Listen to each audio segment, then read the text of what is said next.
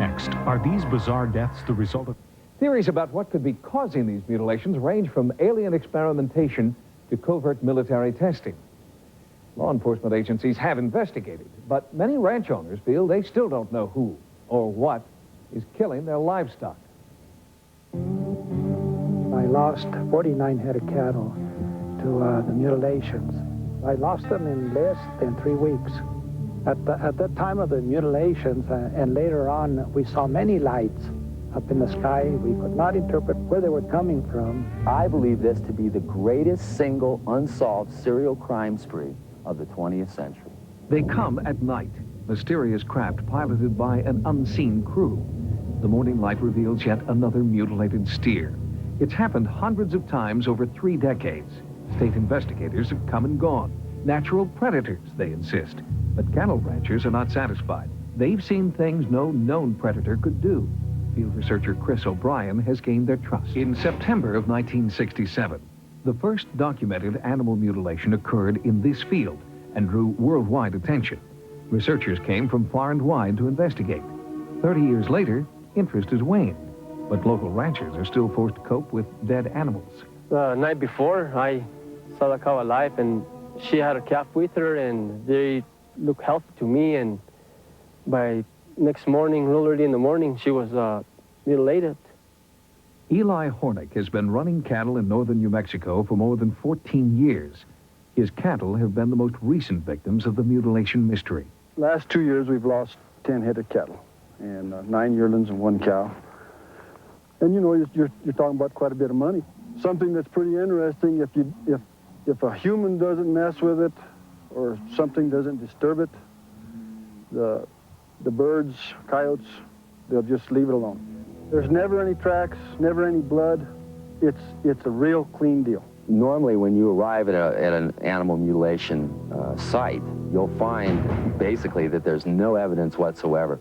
There's no blood at all. There's no tracks, no cigarette butts. All the evidence indicates that the animals are being dropped from the air. So it seems to most researchers that the animals are being taken somewhere else, being experimented on, and then being dropped back where they were found. Livestock Inspector Jerry Valerio has investigated the mutilations, and they fit the pattern he's seen in dozens of other cases. The incisions are done real precise. Every incision that we've dealt with has been almost identical to every animal that has been mutilated.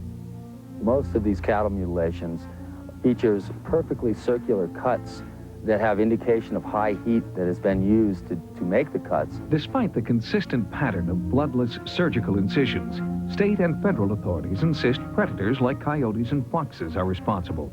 For them, case closed. When you see an animal of this nature, it's been mutilated, it's clean, no blood, it's not done by predators.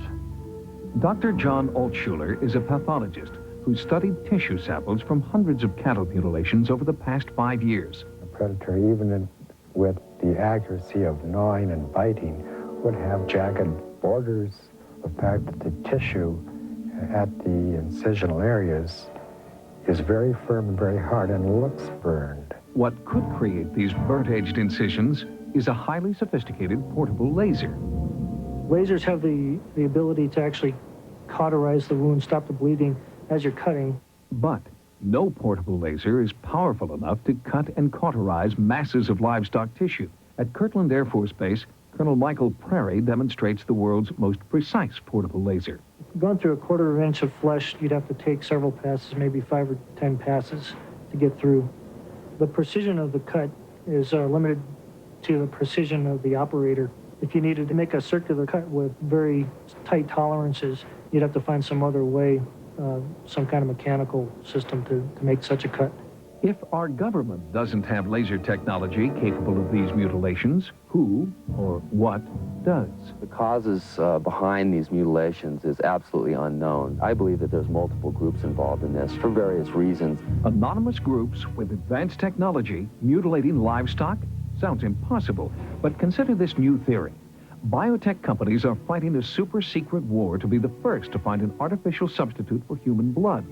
A lot of them are using the hemoglobin in cattle blood as their base. The first company to develop this artificial blood could have a $10 billion market all to themselves. The stakes are high, and they don't want the competition to know what they're doing. Whenever these mutilations occur, there was always a sighting of helicopters around the area. In a lot of cases, strange lights have been seen around mutilation sites, and most often, helicopters are seen in and around mutilation sites. It's like someone is monitoring these areas where these animal deaths are occurring. I am over my anger, but I'm still very confused, and I'm still scared as to what can happen in the future. There's somebody somewhere that knows what's doing this. You know, we need to get it out in the open and try to get it stopped. Until we get people to report these cases and get the help of state and federal law enforcement officials, we're spinning our wheels. There are no answers. There are just thousands of questions and thousands of dead animals. Since our report, rancher Eli Hornick has discovered yet another mutilated steer on his property. Like the livestock in our report, this animal appears to have died from laser-precise incisions and an enormous loss of blood.